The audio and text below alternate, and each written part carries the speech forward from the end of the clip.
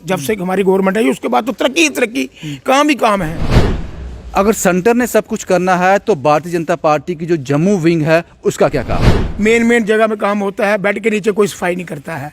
तो ये छोटी मोटी चीज़ें जो रहती हैं, इससे ये नहीं होता कि हमारी पार्टी कमज़ोर होगी या हमारा देश कमज़ोर हो गया। ये जो चुनावों के दौरान जय श्री राम, हम राम के तिलक लगाएंगे, राम बुलवाएंगे, और आगे से नेशनल कॉन्फ्रेंस का क्लैरिफिकेशन आता है हम तो राम, ये क्या चल रहा है? और इनका ये कहना नहीं था कि हम उनको जबरदस्ती राम राम बुलाएंगे। उनका हर आदमी का अपना मजहब है, हम हर आदमी का अपना मजहब, हर आदमी का अपनी सोच है। 4G जब तक हमारे यूटी के हालत ठीक नहीं होते हैं तो इस तरह की प्रॉब्लमें आ रही हैं, तब तक तो 4G को लाना ठीक नहीं है। जम्मू कश्मीर की भारतीय जनता पार्टी की जो यूनिट है, कहीं ना कहीं आप बोलते हो कि कहीं सुधार करने की ज़रूरत है। अगर इनमें कमजोरी होती तो ये काम नहीं होता कि हम इलेक्शन लड़ेंगे। इस दफ़ा हम इस गैंग को बताएंगे कि इलेक्शन क्या होती है। मिलिटेंट सांबा से क्रॉस करके तो ये यहाँ से पकड़े गए। अगर 4G चला होता तो हो सकता कि ये मिलिटेंट जो मांडा में वहाँ बन टोल प्लाजा पे नहीं मारे जाते। जम्मू कश्मीर में DDC के चुनाव होने जा रहे हैं, कंपेन जोरों शोरों से की जा रही है। हर पार्टी ये चाहती है कि ज़्यादा से ज़्यादा वोटर को रिझाने की कोशिश की जा रही है, लेकिन सबसे बड़ी चुनौती होगी भारतीय जनता पार्टी के लिए। वो मैं इसलिए कह रहा हूँ कि सेंटर में भारतीय जनता पार्टी की गवर्नमेंट है और PDP और BJP के साथ भी इनका गठबंधन रहा है। वहाँ भी लोगों में गुस्सा है और जो वादे किए गए थे, कहीं ना कहीं लोगों में एक नकारात्मक सोच है भारतीय जनता पार्टी के लिए। वो वादे कहीं ना कहीं पूरे नहीं हुए। 4G का मैटर ले लिया जाए, जिस तरह से बयानबाजी आती है, लोगों में गुस्सा है। लेकिन भारतीय जनता पार्टी का जो भी कंटेस्टेंट होगा उसको बड़ा हार्ड वर्क करना पड़ेगा। उसको लोगों को रिझाने के लिए बहुत सारे नए वादे देने पड़ेंगे। आज एक खास शख्सियत से बात करने जा रहे हैं जिसके नाम से आप भली भांति परिचित होंगे। भारतीय जनता पार्टी के सीनियर नेता हैं श्यामलाल लंगर जी। श्यामलाल जी, आपका बहुत बहुत स्वागत। धन्यवाद जी, आपका भी बहुत बहुत शुक्रिया सर। श्याम जी, सवाल ज़रूर तीखे होंगे, लेकिन हम उम्मीद करते हैं कि आपसे हम वो जवाब लेके जा सकें जो लोगों को हजम हो जाएं। सबसे पहला सवाल, DDC के इलेक्शन होने जा रहे हैं, भारतीय जनता पार्टी की तैयारी किस तरह से है? देखिए, ऐसे है कि हम लोग नए नहीं हैं। हमारी भारतीय जनता पार्टी जो है बहुत पुरानी पार्टी है और नरेंद्र भाई मोदी जब से आए हुए हैं, देश के अंदर तरक्की, देश को मजबूत करना पहली प्राथमिकता थी और उन्होंने किया। आप देखिए कि 1962 से लेके और 240 तक चाइना इंडिया को हमेशा धमकाता आया था और हर समय वो हमारी लैंड को कैप्चर करता था। ये पहला समय है कि उसको मुंह की खानी पड़ी, उसको वापस जाना पड़ा। इंडिया आज की डेट में इतना ताकतवर है, भारतीय जनता पार्टी की जब से आई हुई है, कि कोई भी देश हमारे साथ मुकाबला नहीं कर सकता। और हमारी जो जनता चाहती है, जनता को मालूम है कि किस पार्टी ने क्या किया और उसी राह पे हम चल रहे हैं। और जनता को ये मालूम है कि अगर कोई देश को तरक्की दे सकता है तो भारतीय जनता पार्टी है। बाकी घर के छोटे मोटे काम, या हम कहें कि घर में सफाई नहीं हुई, अक्सर हम देखते हैं कि मेन जगह में काम होता है, बेड के नीचे कोई सफाई नहीं करता है। तो ये छोटी मोटी चीज़ें जो रहती हैं, इससे ये नहीं होता कि हमारी पार्टी कमज़ोर होगी या हमारा देश कमज़ोर हो गया। देश तरक्की की राह पे है। श्याम जी, आपसे समझना चाहूँगा, आपने कहा कि चाइना जो है बड़ा उस पर इन्फ्लुएंस है क्योंकि भारतीय जनता पार्टी की गवर्नमेंट सेंटर में है। चलो आपकी इस बात को भी ले लेते हैं, चाइना वाली बात को, लेकिन उसके साथ साथ 370 और 35 से ये सेंटर ने किया। चाइना की जो आप बात कर रहे हो वो सेंटर ने की। राम मंदिर बनाया, वो सेंटर ने किया। अगर सेंटर ने सब कुछ करना है तो भारतीय जनता पार्टी की जो जम्मू विंग है उसका क्या काम? उन्होंने क्या किया? उनको कैसे जस्टिफाई करोगे आप? उन्होंने कहा था कि 50,000 नौकरियां नहीं मिली आज तक। 4G की बात की जाती है तो बयान आता है जो 4G मांगता है वो तो आप समझ सकते हैं, अब उसको कोई और ही नाम दे दिया गया। यहाँ पर जब भी यूथ की बात होती है, आश्वासन तो दिए जाते हैं लेकिन ग्राउंड पर तस्वीरें कुछ और होती हैं और लोग नाराज़ हैं। हम ये इंटरव्यू इसलिए आपसे नहीं कर रहे हैं कि आप भारतीय जनता पार्टी से रिलेट करते हैं। हम आपको वही सवाल पूछें जो हम आपको अच्छे लगे, हम वो सवाल पूछेंगे जो सच हैं। आप इसको कैसे बयान करोगे? सेंटर ने तो किया, भारतीय जनता पार्टी की जम्मू कश्मीर यूनिट क्या कर रही है? देखिए, ऐसे है कि आपने किसी स्टेट में भी आपने देखा है कि 2 एम्स मिले हों किसी को? JNK को 2 एम्स मिले हैं, हाँ, एक कश्मीर में एक जम्मू में। एक कश्मीर में एक जम्मू में। फिर उसके बाद सेंट्रल यूनिवर्सिटी मिली है ना, उसके बाद रिंग रोड मिला है ना, उसके बाद नहर से लेके मुट्ठी तक फ्लाईओवर मिला है ना।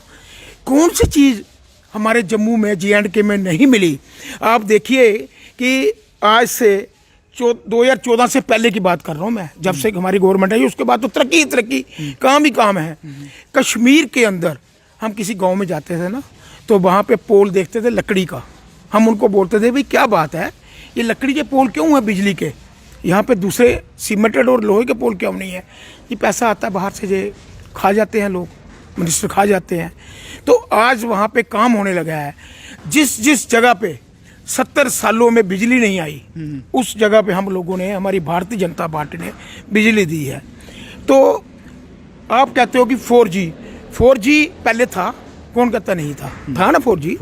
जैसे स्टेट के यूटी के हालत ख़राब हुए, मिलिटेंटों को इस चीज़ से फ़ायदा मिलने लगा, तो हमने 4G को बंद करवाया, क्योंकि हमें आर्मी का और अपनी सिविल सोसाइटी का, सिविल जनता का, कि बहुत हर चीज़ को देखना है कि हमारी जो कैजुअलिटी हो रही है नेशनल सिक्योरिटी को देख के, तो इसको देख के चलना है। अभी जहाँ जहाँ हमने देखा कि हालत ठीक है, अभी उधमपुर में ठीक चल रहा है तो ठीक है। जम्मू एक हमारा जैसे कश्मीर है, मेन कश्मीर, ऐसे हमारा मेन जम्मू जो है, आपने अभी देखा होगा, जस्ट 4 दिन की बात है कि मिलिटेंट सांबा से क्रॉस करके तो ये यहाँ से पकड़े गए। अगर 4G चला होता तो हो सकता कि ये मिलिटेंट जो मांडा में वहाँ वन टोल प्लाजा पे नहीं मारे जाते, उनको टाइम टू टाइम मैसेज मिलता, टाइम टू टाइम सिग्नल मिलता, वो नहीं मारे जाते। तो 4G जब तक हमारे ड्यूटी के हालत ठीक नहीं होते हैं, तो इस तरह की प्रॉब्लमें आ रही हैं, तब तक तो 4G को लाना ठीक नहीं है। बाकी ब्रॉडबैंड जो है घर घर में लगे हुए हैं। हाँ, थोड़ी सी अगर प्रॉब्लम है तो गाँव में है। हम फिर भी रिक्वेस्ट करेंगे सेंटर से, ये नहीं है कि हम चुप बैठेंगे, इसके लिए हम कोशिश करेंगे कि जो एरिया बिल्कुल दुरुस्त है, ठीक है, वहाँ पे 4G इमीडिएट देना चाहिए। श्याम जी, एक सवाल और मैं आपसे पूछने जा रहा हूँ और चाहता हूँ कि बड़ी ईमानदारी से, आप वैसे भी ईमानदारी से जवाब देते हैं, जो आपके दिल में होता है आप बोल देते हैं। आपसे ये जानना चाहूँगा, आप कहीं ना कहीं जम्मू कश्मीर की भारतीय जनता पार्टी की जो यूनिट है, कहीं ना कहीं आप बोलते हो कि कहीं सुधार करने की ज़रूरत है? जो लोग नाराज़ हैं, क्योंकि सबसे ज़्यादा जो जनता है वही तय करती है कि अगली सरकार किसकी होगी, किसको चांस देना है।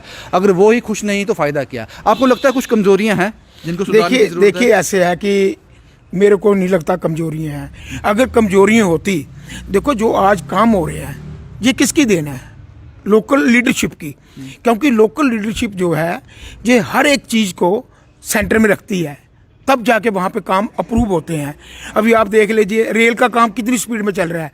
अभी जम्मू से पुंछ रेल जा रही है, जम्मू से 6 लेन पुंछ का रोड जो है वो होने जा रहा है। कैसे हो रहा है? अभी सुद्धमहादेव से टनल निकल रहा है डोडा के लिए, ये कौन करवा रहा है? जो हमारी लोकल लीडरशिप है। अगर इनमें कमजोरियाँ होती तो ये काम नहीं होते। श्याम जी, आपको नहीं लगता कि जो बयान आते हैं, बिना सोचे समझे जो बयान दे दिए जाते हैं, जिनका ग्राउंड से कोई लेना देना नहीं होता, जो भारतीय जनता पार्टी के जम्मू का जो हेडक्वार्टर है वहीं से निकलते हैं, रविंद्र रैना जी भी काफ़ी बार बयान दे देते हैं, आपको लगता है कि उसमें थोड़ा चिंतन मंथन होना चाहिए, उसको सोच समझ कर कहना चाहिए? क्योंकि जो आप कह देते हो, अगर भारतीय जनता पार्टी, रविंद्र रैना जी कुछ कहते हैं, वो स्टेट प्रेसिडेंट है, उनका कहने का मतलब होता है कि भारतीय जनता पार्टी कह रही है। आपको लगता है कि थोड़ा उस पर विचार कर लेना चाहिए? देखिए ऐसे है कि अगर मैं कोई बात कर रहा हूँ तो मैं अपने आप को एक भारतीय जनता पार्टी का सिपाही वर्कर, उसी के नाते मैं बात कर रहा हूँ। आज तक बहुत कुछ कहा है, हमारे पार्टी का जो हेड है, अगर वो बात नहीं करेगा फिर कौन करेगा? हमारा वर्कर बात करता है, हमारे किसी वर्कर से आप बात करके देखिए, वो आपको टू द पॉइंट जवाब देगा। मगर रविंद्र रैना जी अगर बात नहीं, अगर हमारे पड़ोसी मुल्क जो है वो कहीं यहाँ पे नाजायज, जैसे अभी दहशतगर्द मिलिटेंट आए थे, अगर हमारा प्रधान जो ड्यूटी का भारतीय जनता पार्टी का है, अगर उस बात पे वो बात नहीं रखेंगे और कौन रखेगा? हमें तो प्रधान को तो जरूर बात रखना पड़ेगी कि हम अपने पड़ोसी मुल्क को नुकसान पहुंचाएंगे, जैसे वो हमारे लिए कोशिशें कर रहा है। तो हम वो दिन दूर नहीं है कि जिस दिन उसके 3-4 टुकड़े मैं भी बोल रहा हूँ कि पाकिस्तान के 4 टुकड़े नहीं होंगे, वो दिन दूर नहीं है। श्याम जी, मुझे एक से साथ साथ ठीक है, आपने बड़े ईमानदारी से आपने जवाब दिया। अब मैं आपसे ये जानना चाहूँगा कि जिस तरह से डीडीसी के चुनाव चल रहे हैं जी, मुझे लगता है कोई भी चुनाव, डीडीसी की बात नहीं कर रहा हूँ, कोई भी चुनाव जो लड़े जाते हैं उसकी बुनियादी जो बेस होता है वो डेवलपमेंट होता है, लोगों का हित। लेकिन यहाँ हम राम हमारे दिल में बसते हैं, ये सबको पता है, सदियों से बसते आ रहे हैं, किसी को प्रूफ देने की ज़रूरत नहीं है। लेकिन ये जो चुनावों के दौरान जय श्री राम, हम राम के तिलक लगाएंगे, राम बुलवाएंगे, और आगे से नेशनल कॉन्फ्रेंस का क्लैरिफिकेशन आता है हम तो राम, ये क्या चल रहा है? आप धर्म के नाम पे तो वोट नहीं लोगे ना डेवलपमेंट के, तो आपको क्या लगता है किसी और रंग में सियासत चल रही है? नहीं, इसमें जो गुपकार गैंग बना हुआ है ना, उन लोगों के गलत अल्फाज की वजह से हमारे जो प्रधान है यूटी के, भारतीय जनता पार्टी के रविंदर रैना जी, उनको ये मजबूरन कहना पड़ा कि जैसे उन्होंने कहा कि हम तिरंगा तब तक नहीं उठाएंगे जब तक हमारा अपना झंडा नहीं मिलेगा। इसलिए इन्होंने कहा कि वो झंडे की बात करते हैं अपने की, हम तो जय श्री राम बुलाएंगे। और जय श्री राम बोलने के लिए हर आदमी तैयार है। मेरे को भी पता है, मैं कश्मीर में जाता हूँ तो हमें क्या कहते हैं लोग, वहाँ के लोग जो हैं, वहाँ की जो मेजॉरिटी है, वहाँ पे बहुत सारे हमारा काम है कश्मीर के साथ। हमें भी, हम जो जाते हैं वहाँ पे, वो लोग हमें अदावर्ज नहीं कहते हैं, वो कहते हैं हमें श्यामलाल जी जय सिया राम, राधे राधे। आज भी लोग कहते हैं, हमें फ़ोन आता है वहाँ से, राम राम जी, तो हम भी उनको बोलते हैं राम राम जी। बड़ी खुशी महसूस होती है। आम जनता कभी इस चीज़ों में नहीं पड़ती, हम जानते हैं, लेकिन जो सियासतदान है वो रंग दे देते हैं, ये तो आपको मानना पड़ेगा कि वो रंग दे देते हैं। नहीं, रंग नहीं, ये जवाब था, ये अरविंदर रैना जी का उन लोगों को जवाब था जो ये कहते थे कि हम भारत का झंडा जो है तब तक नहीं उठाएंगे जब तक हमारा स्टेट का फ्लैग हमें नहीं मिलेगा। तो उस चीज़ का जवाब था ये। और इनका ये कहना नहीं था कि हम उनको ज़बरदस्ती राम राम बुलाएंगे। उनका हर आदमी का अपना मजहब है, हम हर आदमी का अपना मजहब है, हर आदमी का अपनी सोच है। लंगर जी, ये आपकी सोच है, ये आपकी सोच है जो आप कह रहे हो, बड़ी ऊंची बात आपने कह दी कि हर आदमी को आज़ादी है अपने मजहब को पूरा एहतराम करे, आपको पूरी आज़ादी है। अब मैं आपसे ये जानना चाहूँगा श्यामलाल जी, डीडीसी के चुनाव जो हैं, भारतीय जनता पार्टी को लोग वोट क्यों करें? देखिए, ऐसे है कि लोगों को पता है कि हम उधमपुर जाते थे ना, तो सुबह जाते थे, हमें नहीं मालूम होता था कि शाम को हम घर वापस आ सकते हैं, नहीं आ सकते हैं, क्योंकि रास्ते में 4-4, 5-5 घंटे हमें जाने में लगते थे, वापसी पे लगते थे। तो लोगों को पता है, आज सुबह से प्लानिंग करते हैं 7 बजे, उनको पता है हम 7 बजे जा रहे हैं, 8 बजे उधमपुर होंगे, 1 बजे तक काम करेंगे, 2 बजे वहाँ पे खाना खाएंगे, जब घर में खाना खाएंगे आगे 2 बजे घर पहुँच जाएंगे। तो लोग इन चीज़ों को देख के वोट करेंगे। अभी आप देखिए, हम अखनूर जाते हैं, तो जो आप जम्मू से उधमपुर जाते हो, कठुआ से जम्मू आते हो, रोडें तो अच्छी मिलती हैं, जो बीच में हडल्स आते हैं ना, टोल का हडल आता है, वो भी दिखता है बीच में। सर ऐसे है, जिस आदमी का उधमपुर जो आदमी जाता था 1000 रुपये का तेल लगता था, उसका 400 का लगता है आज, वो खुशी से पे करता है। और मैं उधमपुर रोज नहीं जाता हूँ, चंद आदमी जाते हैं, कोई चंद आदमी होंगे जो महीने में 1 चक्कर उधमपुर से लगाते होंगे। तो मेरा कहने का मतलब यह है कि अगर मैंने टेरी कार्ड की कमीज डालनी है, खूबसूरत कपड़े डालने हैं, तो महंगाई तो होगी, महंगा तो होगा। अभी आप बताइए अखनूर का। लेकिन 2014 से पहले जब आप लोग सरकार में नहीं थे, तब तो आप ही के एक सिपाही ने उस टोल को उखाड़ दिया था, सरोवर वाले को, तो तब क्या सोच थी? उस समय रोड हमारी कंप्लीट नहीं थी, उस समय हमारी रोडों का काम चल रहा था। उस समय भी हमारे जो मिस्टर गंगा जी हैं, उन्होंने कहा जब तक हमारा नेशनल हाईवे कंप्लीट नहीं होता है तब तक हम ये टोल नहीं लगाने देंगे। सर, एक और सवाल आपसे, क्योंकि आपसे बातें करके मज़ा बड़ा आ रहा है, क्योंकि जवाब अगर स्पष्ट मिले ना तो बात करने का मज़ा आता है। आप मुझे ये बताओ कि गुपकार गैंग सब एक हो गए हैं, कश्मीर की सब सियासी पार्टियाँ एक हो गई हैं, भारतीय जनता पार्टी जम्मू में, आपको लगता है ये सफिशिएंट है उनके लिए? देखिए, ऐसे है, मुश्किल होगी कि कोई मुश्किल नहीं होगी। आपको पता होगा कि 2019 में जब सेंटर में इलेक्शन आई तो वहाँ भी एक गैंग तैयार हुआ, भारतीय जनता पार्टी एक साइड, तो पूरी जितनी अपोजिशन पार्टी थी वो एक रूप में आ गई, ठीक है ना। तो जनता ने उनको जवाब दिया, जनता ने कहा आप एक हो जाओ। भारतीय जनता पार्टी किसको कहते हैं? जनता की पार्टी, आपकी पार्टी, मेरी पार्टी, जन की पार्टी। कोई एक सिंगल आदमी की पार्टी नहीं है ये, एक सिंगल फैमिली की पार्टी नहीं है ये।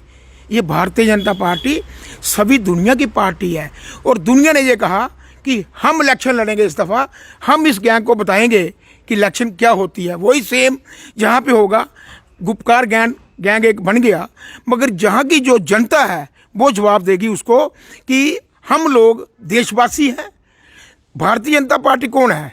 जो हिंदुस्तान जिंदाबाद कहता है, जो आदमी हिंदुस्तान जिंदाबाद कहता है वही भारतीय जनता पार्टी का सिपाही है, वही भारतीय जनता। आपको पता है कि बच्चे ने कहा मैं भी चौकीदार, मैं भी चौकीदार, सभी ने कहा ना। सेम अभी यही होगा। भारतीय जनता पार्टी भारी मतों से डीडीसी इलेक्शन में हर जगह सीट निकाल लेगी। हमारे चेयरमैन होंगे, हमारी पार्टी का उज्ज्वल जो बहुत ऊंचा होगा। गुपकार गैंग को मुंह की खानी पड़ेगी जो थोड़े दिनों की बात आपके सामने होगी। एक आखिरी सवाल, ये इंटरव्यू ख़त्म करने का दिल तो नहीं कर रहा है लेकिन वक्त की पाबंदी है। एक आखिरी सवाल ये सर, आज में ये तीसरा टायर है इलेक्शंस का, जो चुनावी पंचायती इलेक्शन होते हैं, डीडीसी के जो काउंसलर इसमें बनेंगे। सवाल ये है जनाब, आज भी मैं गाँव में जाता हूँ, मैक्सिमम लोगों के पास घर नहीं है, ओल्ड एज पेंशन नहीं है, हैंडीकैप पेंशन नहीं है, घरों में गैस नहीं है, जीवन अस्त व्यस्त है।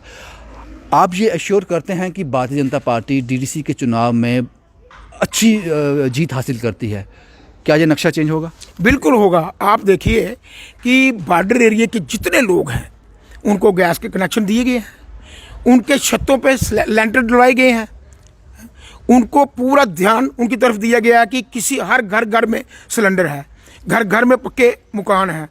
किसी जगह अभी नियरेस्ट सराउंडिंग एरिया में कहीं कमी पेशी रह गई होगी, इसलिए डीडीसी चुनाव करवाए जा रहे हैं कि हमारी जो लीडरशिप वहाँ पे निकलेगी। कुछ चीज़ों का पार्टी हेडक्वार्टर में पता नहीं होता है, सेंटर में पता नहीं होता है। जब तक हमें पता नहीं चलेगा, लोग हमें अप्रोच नहीं करेंगे, बताएंगे नहीं, तब तक हम काम क्या कर सकते हैं। जैसे अभी डीडीसी के इलेक्शन होंगे, यहाँ पे गरीब आदमी जो हैंडीकैप हैं उनको पेंशन दी जाएगी, पक्के मकान बनवाए दिए जाएंगे और घर में सिलेंडर मिलेगा। बहुत बढ़िया। ये मैं आपके माध्यम से, मैं जितने डिस्टर्ब लोग हैं इस तरह के, मैं आपके माध्यम से उनको एक आश्वासन देना चाहता हूँ, मत भूलिए भी भारतीय जनता पार्टी को। भारतीय जनता पार्टी आपकी पार्टी है, आप मालिक हो इस देश के, जनता मालिक है इस देश की। हिंदुस्तान की मालिक जो है वो जनता है, ना कि कोई भारतीय जनता पार्टी का कोई लीडर। ये मैंने पहले भी कहा और फिर दोबारा कहूँगा, ये कहीं कोई सिंगल फैमिली की पार्टी नहीं है, ये जन जन की पार्टी है। भारतीय जनता पार्टी देश की पार्टी है और हर आदमी को इस पार्टी से फ़ायदा होगा, नुकसान नहीं होगा। बहुत बहुत शुक्रिया। ये थे भारतीय जनता पार्टी के वरिष्ठ नेता श्यामलाल लंगर जी, जिन्होंने साफ कर दिया कि डीडीसी चुनाव में भारतीय जनता पार्टी पूरी तरह से सक्षम है। गुपकार गैंग से उनके विरोधी काफ़ी एकजुट हो गए हैं, लेकिन भारतीय जनता पार्टी को फ़र्क नहीं पड़ता। और उन्होंने साथ साथ में ये भी कहा कि डीडीसी चुनाव के जो नतीजे आएंगे वो भारतीय जनता पार्टी के हित में ही आएंगे और उसके बाद जो गांव में कुछ कमियां पेशी हैं उनको भी पूरा कर दिया जाएगा। अब ये सिर्फ चुनावी वादा है या ग्राउंड में क्या रहता है, क्योंकि हम ये दिखाएंगे आपको डीडीसी चुनाव के बाद भी ये तस्वीरें हम आपको दिखाएंगे। लेकिन ये था एक ख़ास मुलाकात थी श्यामलाल लंगर जी से और काफ़ी आपके लिए भी फ्रूटफुल होगी, काफ़ी चीज़ों को आपको भी जानकारी मिली होगी। और ज़्यादा जानकारी के लिए आप देखते रहें द स्टेट सेंटिनल।